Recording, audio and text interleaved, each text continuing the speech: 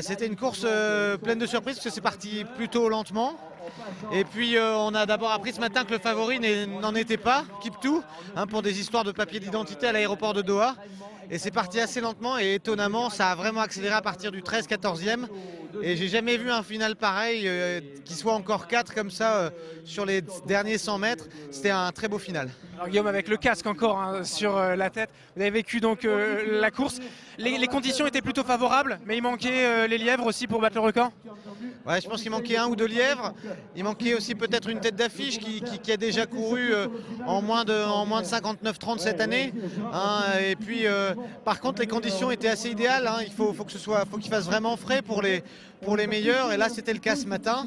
On n'avait pas chaud sur la moto, mais en tout cas, c'était un bel événement et il y avait un monde encore assez incroyable le long de tout le parcours. C'est pas un final incroyable sur cette ligne droite là, de finir à 3 au sprint, c'est très impressionnant.